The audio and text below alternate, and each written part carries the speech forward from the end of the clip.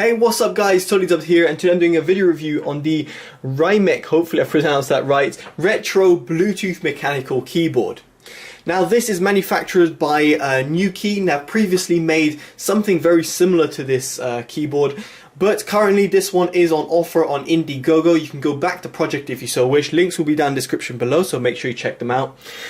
This can be found for $100 as a super early bird special, and there is also the Cherry MX variant at $120, so $20 premium for the Cherry MX, and you can also get a combo for $220 for two of the keyboards. Now the MSRP of this ranges between $200 and $230 depending on the version you get. Now I should also mention, given the fact that I'm in the UK, I had to pay import charges on this, so do bear that in mind. Based on where you are in your country, it's shipped from, if I'm not mistaken, from the Far East, so therefore just bear that in mind. If you're going to be getting it in, then you might have to pay some sort of import or customs duty, which might ramp up the price a little bit. In my case, I paid £16 import fee. So let's talk about the build quality, the design, and then we'll go into the performance. So the build quality and design is very much catered around a normal typewriter. As you can see, it looks very much like an old school typewriter, obviously with like a modern sort of twist on it. The modern twist is obviously the color scheme. It's got a glossy plastic design, which is nice, although it does attract a little bit of fingerprints, and dust can appear quite visibly on the keyboard. You've got a nice little rest over here. As you saw, I had my smartphone on there. It means you can place your smartphone or your tablet. Better still, you've got a sort of like little rubber bit over here, which means that the smartphone or the tablet doesn't slide around. It's a great addition. It will fit pretty much any sort of size. As you can see, the only thing you've got, your limiting factor, is your micro USB input to USB. Obviously, if you're going to use that over on your PC, you're going to need that. It's got it on two sides, which is great as well, because you can have it positioned, the cable on either side. One thing I should mention, the cable, I felt it was a little bit short. I think it's around 1.5 to 2 meters. I feel it's a little bit short to route it all the way behind back of the PC. I would have liked it to be a slightly bit longer, and also a little bit more attractive than just being white. I would have liked it to be a black cable, so it doesn't look as obvious. Of course, you can replace that with any micro USB cable, but I just thought it's worth mentioning. Now, the keyboard is fully backlit illuminated. I've got it on a responsive mode right now, so what you'll be able to see is that the keys illuminate as I press them. As you might also notice, at the top over here, you can see this is kind of illuminated. Now, there is no logic behind the pattern. As you can see, I'm pressing A multiple times. It's illuminating it in different fashions.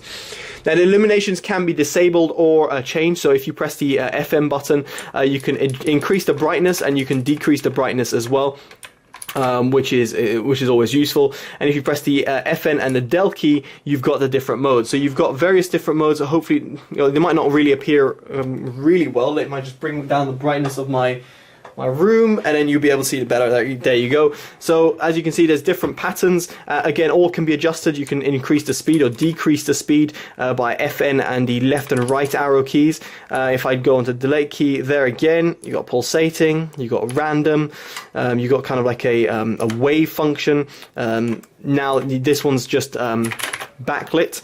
And then you've got it off completely, or you can have it off completely, and then you've got this kind of like a wave function when you press, and this is the per key illumination, which I had before. So there's a lot of functions over here that you've got, and they all look very nice. I have no complaints about the backlit keys over here. Now, one thing's quite interesting about this Bluetooth keyboard, you can unplug it. As far as I'm aware, you can unplug it and use it. It lasts for 50 hours based on a rechargeable 2000 milliamp battery. Now, I can't attest to that. I can't say that I've seen it last for 50 hours. All I can say is that it does last a good amount of time from my own testing, and I had no problems using it. So it's great because you can actually take this on the go. Now, I can't really suggest taking it on the go because it's pretty heavy and it's got a weird shape, but nevertheless, it's always worth mentioning. Now, in terms of other than that, the build quality and design, you've got like a knob over here, which you might wonder what that on earth is that, and you might wonder why have you got this typewriter function over here. Well, it's quite simple. Basically, first of all, the volume key over here is used for controlling the volume on your device, which is connected via Bluetooth. I found that this works better with iOS devices rather than Android devices, so do bear that in mind. And then this button over here changes the input. So right now you can see it flashing, and after a certain amount of time it will go up to my PC. So now it will no longer be responding on my my smartphone, but instead working on my PC where I'm typing away. This is really cool because you can quickly switch between Bluetooth and wired mode in an instant. As you can see right now, my smartphone picked it up, and then I'll be typing on there, which hopefully you'll be able to see the letters appearing. So the function over here works really well, and better still, you can pair up 3 Bluetooth devices simultaneously, which means when you change mode, all you have to do is press the FM button and F1, F2 or F3 depending on which Bluetooth device you're paired on. Hit that and it will switch to the different Bluetooth device. That means you can have a smartphone, you can have, let's say, your laptop via Bluetooth, you can have your tablet, and then you can have your wired PC. That therefore giving you a total of 4 devices that you can pretty much flick between simultaneously. It's a great feature, and I really like what they've done, and the feature works fantastically. I must say, I can't demonstrate it in front of you in video, but it does work fantastically. It's really nice to see. Now, other than that, you've also got the button over here. This will switch off the keyboard, and you've got on/off switch on the top right-hand side of the keyboard as well. Also, I should mention when you're on PC mode, you've got media function keys, which I'll just quickly show you. On the F keys, you've got play, pause. You can bring in your virtual keyboard. You've got the web access, and these are just really useful in order to quickly use the device. I should also mention, in order to pair the device, I did have some problems at first because the instruction manual was incorrect. Essentially, you have to press FN and F1, let's say it's Bluetooth device 1, and then press F1 and then the button over here, it's like the apostrophe button. Tap that and then it will start going in pairing mode, and therefore you'll be able to pair your device. Very simple, very easy to do, but I did experience some problems at first. Just thought to log that down as well, just because the instruction manual wasn't clear and it wasn't the right keys to press. But once I had that sorted out via support, I had no problems. So the build quality, design look great, the functionalities work really well. I'm very impressed with that. But what about the overall typing experience? Now the switches that are used over here, and I'll just switch on the light just so you guys can see a little bit better. The switches that are used over here are Gatron Blue switches. Now you can get in Cherry MX as well, so you can check that on in the Indiegogo page. But the one I've got in front of me is the Gatron Blue. Now the keys themselves are really light. You can see they've got a slightly weird design than you're normally accustomed to. So let me just bring you a normal a key. You'll be able to see that it's very different. Now hopefully my camera's struggling to focus terribly, but anyway, you can hopefully see in terms of that outline that it's a very different switch. It's very thin at the top and almost like a mushroom type of shape.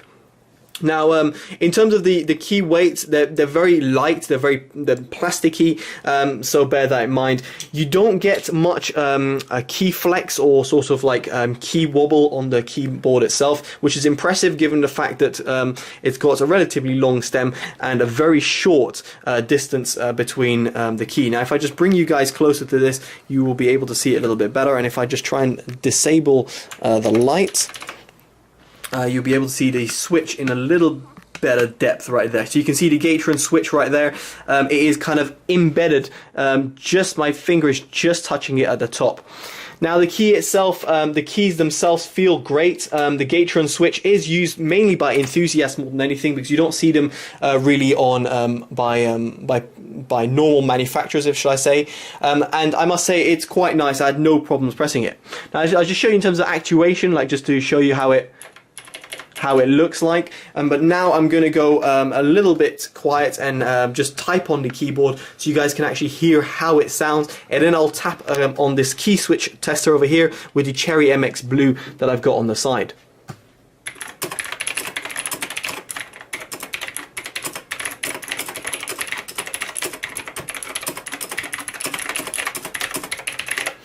As you're able to hear, it's a very loud switch, and that's to be, it's a normal to experience that. I've got no complaints. You just have to bear in mind the Gateron Blue switch is relatively loud, but other than that, no problems in terms of performance. As I said, in terms of the keys, they felt nice. There's a little bit of a spring back when you are typing, but I have no problems. The only thing I've got is its spacing. The keyboard spacing is very much like a laptop. It's quite small, and quite tight spacing, which means that it's a little bit hard sometimes to type, especially when you come from a normal size keyboard. This means that you might sometimes accidentally press 2 keys rather than 1, and it also does mean that it can be a little bit annoying to type because you're kind of like almost claw gripping the keyboard rather than resting it like this. Now that is obviously ergonomics, is to do with your hand sizes. I mean, I've got normal regular sized mailed hands, but it's just something to bear in mind. If you've got relatively fat fingers, or you're or very used to typing very fast, I think you'll have a bit of problem typing on this. If you have slender fingers, or you are used to more typing less ergonomically, rather than flat and more on top, I think you will have a problem. But it's just, again, something to bear in mind. This is just purely subjective, based on the fact of, you know, what works best for other people. It's like almost when you're buying a mouse and people say, what's the best mouse? Well, the best one is really the one which fits around your hand. Of course, you've got the mouse sensor and what have you. Same thing goes with a keyboard. I would say it's very subjective. Personally, I couldn't see myself typing for long. I couldn't write an essay on it. However, I'd be more than happy to quickly show off to my friends a cool little gadget and gizmo that I've got. Now, it's not to say you shouldn't go out and buy it and shouldn't go out and order it based on that fact alone, because it is all subjective. It all depends on what works best for you. So that's really my opinions and my thoughts on it. Not something I would personally buy, but I can see why people would buy it. Hopefully that makes sense. So there we go, guys. Hopefully you've enjoyed this review. It's been an unpaid, unbiased, independent review as always. Let me know in the comments below what you think about the keyboard, if you're going to buy it or if you're thinking of getting it. I'll be interested to know. And if you've got any questions about it, feel free to ask them. I'll try and answer them as best as I can. And if I can't, make sure you contact their support. Alright guys, I've been Totally Dubbed. Take care and bye-bye.